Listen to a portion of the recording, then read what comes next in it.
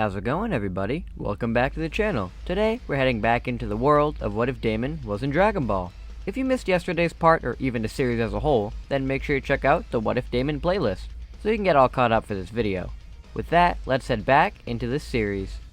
We last left off in the middle of the 7-year time skip, with life going very nicely for everybody. No threats have come around lately, and the ones that have, straight up left for another timeline. With me as the new official guardian of Earth, I can watch over everything, and now have Kakarot back. And two of us work together to keep the Earth safe from the smaller threats. Since everything looks so good from here, I instant transmission all of the Saiyans over to Yardrat where they can finally begin their training as well. Before Raditz sets off though, he wishes goodbye to his new wife Launch, and to his new daughter, Raunch. That's right, of course we'll be taking a key from Masako and adding in Raunch here. Now this is going to be a different Raunch as well. As remember, she was born after her father had attained the power of gods, meaning in the years to come, she's going to be heading down a different path. It took some convincing from Chi-Chi to let Gohan go off-world, but I tell her that I can help her out with some training of her own to pass the time. Chi-Chi is a character that I've never really liked in the real world, as she used to be pretty cool with all what she could do in the original Dragon Ball, but in Z she's just the annoying housewife. Now, while I would obviously like her more here in this world, as I personally know her, I would like her to be able to try and take the edge off by having her train herself. Now, I think that Chi-Chi will want to take care of her newborn son, Goten, but I can take him along with us as well, and have a clone of mine watch over him or something. I take Chi-Chi to Master Roshi's, and Master Roshi is totally willing to train her up, as she's his favorite student's wife, and an old friend. Now, I tell Roshi that if he's able to make her stronger as well, then I can gift him with something I know he'd like. Roshi is up for the challenge, but I decide to raise the stakes a little bit higher. Roshi asks me how so, and I say that along with training Chi-Chi, how about he takes on a student that I believe has a lot of potential, but doesn't know how to use his inner powers. Roshi is kinda skeptical, and wonders how hard it'll be. And of course, me knowing the guy, I know it's gonna be a little bit of a challenge. I instant transmission into the city, and find the person I'm looking for. Hercule Satan. Mr. Satan hasn't really gotten the fame he deserves in this timeline, as there hasn't been any threats around to make him become the champion of Earth. He's still a powerful martial artist, but he needs some serious training if he's ever going to become the true champion. I go up to him oblivious, acting like a fan, and ask him if he's willing to go and get even stronger. I'm pretty sure Hercule would be down to get even stronger, and says he would love to go and get more powerful. I tell him I know of a place we can get stronger, and help out his daughter, Videl as well. Mr. Satan wonders how exactly I know about them, but I just place my hand on his head, and give him some knowledge of their fate if he isn't able to defend his daughter. It's a little bit sad, as Mr. Satan sees Videl being turned into chocolate by Buu, and himself being blown up alongside the planet. Hercule begins freaking out, wondering how I was able to do that, and begs me to train him, and prevent all of this from happening. Of course, I want to help, as like Mr. Satan is awesome, and I just want to help him out. I instant transition him and Videl over to Roshi's, where he explains everything of his training regimen. After getting to know Mr. Satan a little more, Roshi curses me, as this isn't going to be an easy training session. I just laugh and go back to the lookout to continue training with Piccolo and Kakarot. After about a year is when everybody's separate training begins to wind down. The Saiyans return from Yardrat even stronger than ever, with all of them mastering all of the techniques in spirit control. And since Broly is able to train at the Yardrats, he's managed to gain some control over his powers, and can now go Super Saiyan on his own once again. Gohan has finally aged up into a teenager, and has fully gained control of Super Saiyan 2, which is like the first time anybody has seen that form in this timeline. So Gohan being able to achieve it is a huge accomplishment. This makes Gohan and Broly's training even better, as a legendary Super Saiyan and a Super Saiyan 2 training together is amazing for them. Chi-Chi, Mr. Satan, and Videl have also finished training under Roshi as well, with Mr. Satan being amazed at all the things that Ki can do, and is cursing himself for calling it a trick all of this time. Videl has become much more powerful as well, as in the main timeline she loved to fight, so I'm pretty sure she'd have a great time training under Roshi. Chi-Chi would obviously be the strongest out of these three, since she has loads more experience, and I'll say that Videl is just behind her, having way more power than even her dad.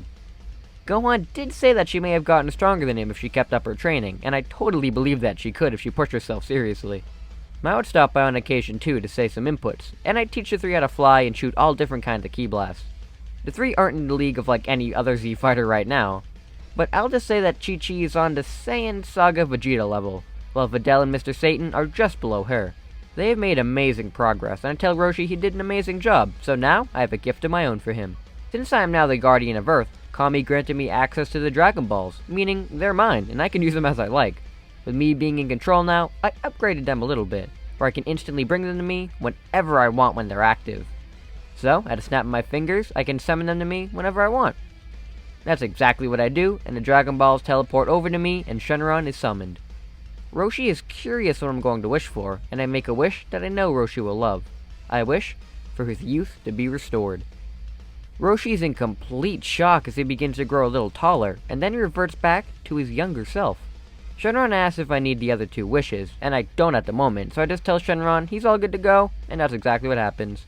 Shenron disappears as Roshi comes over to hug me, patting me in the back and saying that's my boy a bunch of times. He's obviously going to want to go out and get with some chicks now, but I tell him not to creep onto young girls, as if he does, I'll just take his youth away. Cause like, come on, no more mini-lad situations, please. Roshi promises and says that now, he can get even better training in. He's going to take full advantage of that.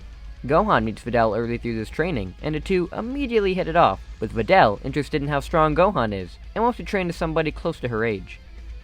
Mr. Satan obviously doesn't want his daughter going off with a strange teenager, and he tags along, meaning that Broly now has a new sparring partner. Goten and Trunks also managed to get the Super Saiyan form on their own, and Goten is able to grow much stronger with both of his parents helping him train now. Trunks trains with his father too, so of course these two boys are going to get even stronger. As for Ranch, she's a great friend to both Goten and Trunks, and of course all 3 of these kids train together, but she is never able to get to Super Saiyan form. It's kinda odd, as she seems to be a little stronger than Goten and Trunks in base. She has a very different type of ki though, that being godly ki. With her dad already having God Ki, Ranch managed to inherit that power, and if she wanted to, she'd get the power of Super Saiyan God. She still has a little while to go though until she gets there, so we just have to wait for a little while. Big question that has been asked on here too is if Karis and I are going to be having kids. Well, no, I don't want any kids. Sure, I mean a kid of ours would probably be powerful, but the 2 of us are training, watching over, and protecting the Earth in our free time. There's no way we'd be able to raise a kid. Neither of us want any anyway, and we're much more content with it just being the 2 of us. So with all that, it's time to finally move on to the Buu Saga. The Buu Saga begins with Shin and Gabito making their way to the planet, and they're very surprised to learn that a Kai has been living there all this time, and they go to see him first, asking exactly what he's doing there. Elder Kai is thankful to see more Kais around, and just tells them that he got trapped in the Z-Sword years ago by the God of Destruction, and then he got freed by a couple of Saiyans. He has no idea how the Z-Sword got to Earth, but he's very thankful, as the Kami of this planet also helped free him from his Potara curse. Shin is shocked that this is where the Z-Sword went. It disappeared a couple of years ago, and it's very strange how it managed to make its way to this planet. Shin asks the Elder Kai if he wants to go back to the Kai realm with them, and Elder Kai says he's all good. Living on this planet has been the most fun he's had in eons, so he'll just stick around here for now, and they should go and see the god of this planet, as he might be able to help him out. Shin and Gabito come up to the lookout, and I'm very prepared for them, since now's the time of Bobidi's return to this planet. Shin is surprised to hear that I know of Bobidi, so I just tell him that being the god of this planet comes with certain knowledge of very significant past events. Shin can sense that I'm kinda hiding something, but I act cool enough where it's not a big issue to him. I spotted Bobidi like this morning, and was just waiting for Shin and Gabito to show up. That way I could actually get to see them and inform all of them of what my plan is. I tell Piccolo that if anything goes wrong, to signal the others, and he says he's on it, and will help me in any way he can if I need it. I head down to Bobidi's ship, where he is very surprised to see me, and I tell him that if he doesn't attack me, then I will give him all the strength he needs to revive Buu. Bobidi didn't see this coming at all, and says that it's a deal, as he can sense the hidden power I have, and this will help him greatly. Deborah is suspicious, but I tell them it's the only shot that they have, as the people of this planet aren't exactly the strongest. I'm taken down to Buu's egg, and Bobidi sticks the energy collector right into my side. It hurts like a mother, but this is what I prepared for. I power up to my max, and instantly the energy overfills, and almost explodes. Bobidi is surprised to see how much power that just one person had, and says that he's very impressed with me. Too bad I'm done being useful though, and he tells Deborah to take care of me. Deborah tells his master gladly, and I instantly stop him with my Mentaru Buriku, stunning the Demon Lord. Deborah screams out in pain, holding his head, and then suddenly he stops. He slowly lifts his head up and reveals that his Majin sign is gone. Remember, my Mentaru Buriku can cleanse all forms of mind control, even those as powerful as Bobidi's. Deborah glares daggers at Bobidi, angry beyond belief that he was put under control by this imp, and he instantly spits on the small wizard, turning him to stone. Yakan and Pui Pui head back in to avenge their master, but I bust out the Mentaru Buriku on them as well, and break Bobidi's curse. All 3 of Bobidi's former henchmen thank me, even Deborah, who says that he is in my debt, and even though I am a god, he will gladly help me in anything I need. I thank the Demon Lord and just tell them to stand back for now, as I need to put an end to Majin Buu myself. The three stand back as I put the energy into Buu's shell, awakening the Majin. Majin Buu is happy to be freed, and Dabura questions what I'm doing, as wasn't I just supposed to take care of him? I know what I'm doing though, and I get on to insult Buu to get on his nerves, basically egging him on to attack me. It works very well, and Buu comes at me with everything he has. Luckily though, at this point in my training journey, I am much stronger than Buu. I'm pretty sure that like everybody except the humans can deal with Buu now. I'm pretty sure even Yamcha could take him on if he really wanted to. So I'm just pure overkill right now. My main goal is to try to get Buu mad enough so he can split into his good and evil sides. Buu is getting very annoyed by being beaten around, and not being able to land a single hit on me. His anger rises, and within him, I can feel his evil half just crawling to escape. I give Buu a little push using my Metaru Buriku and Spirit Fission to rip the evil Buu right out of him. Evil Buu is happy to finally be free, which really terrifies the good Buu, and the two, like in canon, battle it out. I just sit back and watch while Dabura is just dumbstruck at how I'm treating this whole event so nonchalantly. Evil Buu defeats Fat Buu, eats him, and transforms into Super Buu.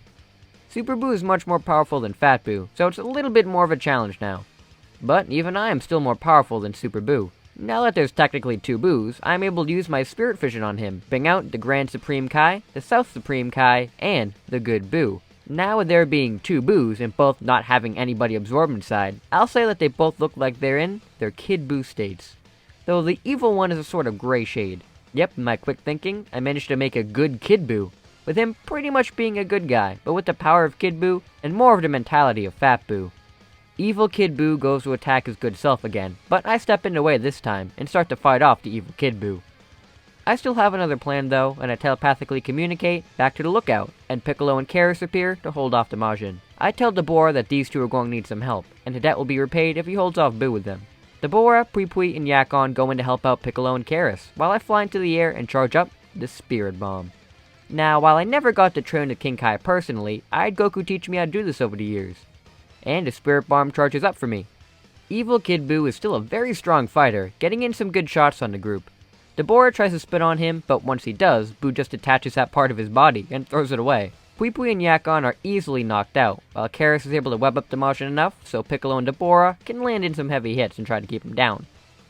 The three still aren't doing so hot, but luckily the Spirit Bomb is finished charging, and I tell the others to get out of the way.